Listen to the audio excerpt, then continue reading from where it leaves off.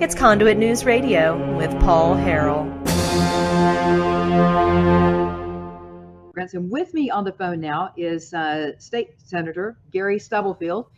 Senator, thank you so much for joining us. I really appreciate you talking with us by phone. We'd already interviewed the senator on television, and somebody had a technical problem, weren't able to air that, so he was gracious enough to join us by phone this morning. Thank you so much, Senator Stubblefield. Well, thank you for having me back. Okay, so before the break, I don't know if you were listening to the first part of the show on immigration, but we had asked for some research and pulled together from a number of very credible organizations in Arkansas. And you and I kind of discussed this yesterday, that Arkansas is number one in the number of illegal immigrants, undocumented immigrants in our state. And that was shocking to me to find out. And it brought back to the forefront the need in our state, because there's a tremendous monetary cost of subsidizing illegals who do, the ones who aren't working, or even the ones who do work, their wages are low enough, they're subsidizing them is running into the hundreds of millions of dollars. But also the issue of safety. And I think that, you brought up, or you wanted to bring forth a bill that would put a protective layer out there for the people of this state. And that was based on the safety issues that you said constituents had brought to you. Can you tell us why you originally came up with a bill that would prohibit sanctuary cities in the state of Arkansas? Yes, I had been paying very close attention to the illegal immigration problem we were having, not only in the state, but in the country as a whole. And I noticed that a lot of states were taking it upon themselves to pass immigration laws, as far as sanctuary city laws, to be more specific. And so I became very aware that the federal government was not going to do their part as far as enforcing the federal laws that we already have on the books. So I filed a bill, a sanctuary city bill, that would prevent any city in Arkansas from setting themselves up as a sanctuary city. It would remove any state funding, should they do so. I gained a rather large following of people during that time that I'd filed the bill. I filed it early on, and a lot of that was, like we talked about yesterday, some of that was a lot of intimidation to get me to drop the bill. And I was busy running a lot of other bills during the early part of the session. I did drop the bill. I did not run it. And during that time that I had filed the bill, I had gotten numerous phone calls. This was quite surprising to me, because I was unaware of this. I had gotten calls from all over Arkansas, especially northwest Arkansas, of people who had either had loved ones that were involved in car accidents or lost loved ones as a result of an illegal alien driving a vehicle and killing their loved ones or our friends. And that was shocking in and of itself. So that really was the reason that I filed it. It was a proactive bill to try to ward off something before it gets started. It's a lot easier, to ward off something than it is to try to deal with it after it takes place. I always try to liken it to taking a flu shot. You don't wait until you get the flu to take the flu shot. You try to take it ahead of time and build up your immunity. So that was primarily the reason that I filed the bill. Right. California is a perfect example of what happens when you have sanctuary cities. I mean, some of those cities are just disastrous, tent cities for undocumented immigrants. And so, what was in that bill, Senator? How would it have protected us from? What specifically would it have done to cities that openly harbored illegals? Well, let me say, I said this yesterday. I think you remember me saying this. We've got a huge problem in this country with a debt of $21 trillion. And that, to me, and along with a lot of other politicians, both at the federal and state level, realize that national debt is a threat not only to our economic security, but also to our national security. That's a debt that's going to have to be paid at some day, and someday we're going to hit a wall, and reality is really going to set in. But the cost of the cost of illegal immigration to the state, into the country, is something that we cannot afford to keep doing. As far as I was reading, I know the left here recently has come out, and they want to do away with ICE, the very law enforcement agency that protects our borders and confiscates drugs like fentanyl, drugs so potent and lethal that I think Congressman Westerman alluded to this maybe on your program yesterday, that ICE had confiscated enough fentanyl, just a few hundred pounds, that was lethal enough to kill the entire population of the United States 2 times over. So, and our country is being destroyed by drugs. I think most people realize that. We've sat in front of a committee on Wednesday with the ADC, Arkansas Department of Corrections, who revealed to us that 85% of our prison population in Arkansas has an addiction problem.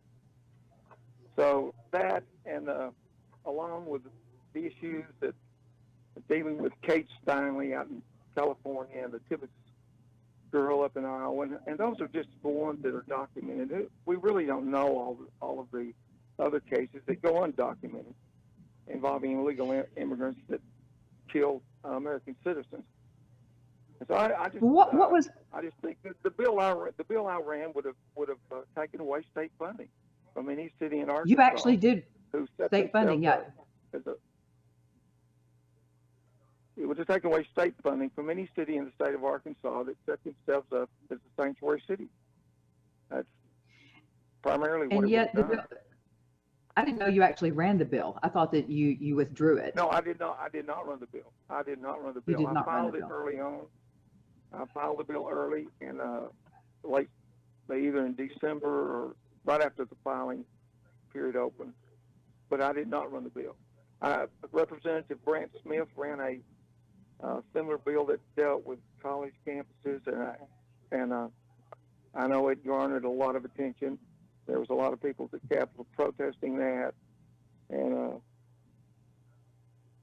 I plan on bringing this bill back. I will tell you that. Okay. I do plan on bringing this Well, bill we're going to back. be looking. We're going to be looking forward to that. I think maybe this time, it will go through. Because so much has happened since then, and I think maybe you'll get less flack on that front. So,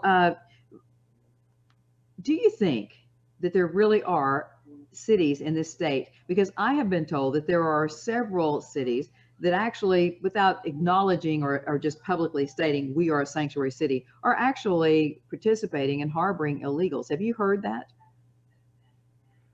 I have not heard that, and I would hope that not be the case.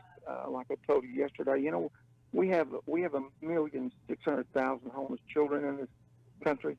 We have 50,000 homeless vets in this country. Those should be our priority. Taking care of those people should be our priority.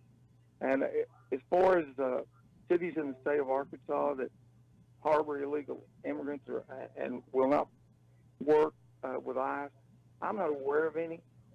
I would hope that there would be some people on those. If that is the case, I would hope that there would be some people on those, good people on the city councils and leadership positions that would certainly notify their state senator, their representative about that, so it could be checked into. But I don't know of any cities in the state of Arkansas that are actually doing that and not cooperating with ICE or harboring illegal immigrants at this time. Well, now you have a lot more information. The research that's come out. I think you've got a lot more punch behind that bill now that we know that Arkansas leads the nation in the number of undocumented immigrants. So some of the research that we talked about today, I think you've got a good foot to stand on there, a more solid foundation to go forth to the legislature and say, look, we've got to do something about this, because this is costing the people of Arkansas in more ways than one. So you mentioned something yesterday I wanted you to share with the people too, related to what we've been talking about on this show, and that's this whole culture of corruption and ethics issues. You were mentioning some ethics legislation that you're gonna bring out that's kind of different than what we've seen in the past. Do you mind sharing some of that with us as well? I would be glad to. They keep talking about cleaning up this mess in Little Rock.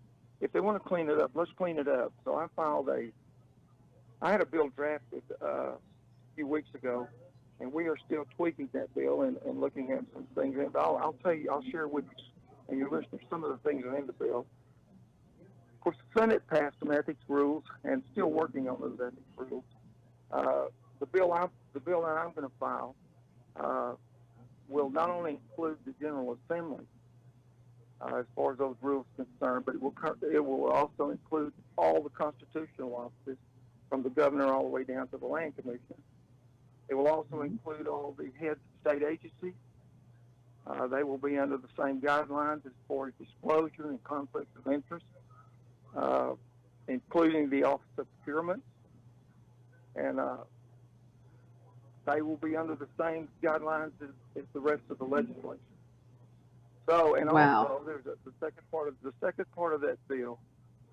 Well, if you're serving in the General Assembly, or you're serving in the capacity of constitutional office or the head of an agency, and you're convicted of a felony, you will forfeit your retirement benefits. I don't think the people of Arkansas should be paying retirement benefits to someone who's stolen hundreds of thousands, if not millions of dollars from taxpayers. That should never be. And another part of the bill will prevent, there will be no, if you're serving in the legislature, you're going to have to serve out your term, whether it's a 2-year term or 4-year term. You're not going to be appointed to some other government position while you're serving your term in the legislature. You promised the people of your district, took an oath that you would represent them, so you're going to represent them under this piece of legislation. You're going to finish out your term before you can take any other job with state government. And there's some other parts. I will share those later on. Well, Senator Stubblefield, I'll tell you what, I don't know if you're watching the Conduit News Facebook Live right now, but if you could see all the hearts, that means people love what you're saying. So you have mentioned some areas there in ethics that have never been broached before. And I'm telling you, because of what's happened, the people before probably didn't pay attention to the guys who were voting down the ethics legislation that you all tried to pass last session. And now some of those same guys are the ones that have been indicted. Jeremy Hutchinson, the governor's nephew, is one of them. So it's going to be interesting because we're going to stay on top of that, and we're going to let the people know who's voting for and who's voting against. Because why, as an honest lawmaker, would you not support any of the things that you said? And I tell you, I like the idea of extending that ethics legislation to agency heads, because politicizing state agencies has been a huge complaint of people, citizens across this state, and that shouldn't be the case. Our state agencies shouldn't be used by the state government against the people. The state agencies are supposed to be there to work for the people. So we sure appreciate you joining us.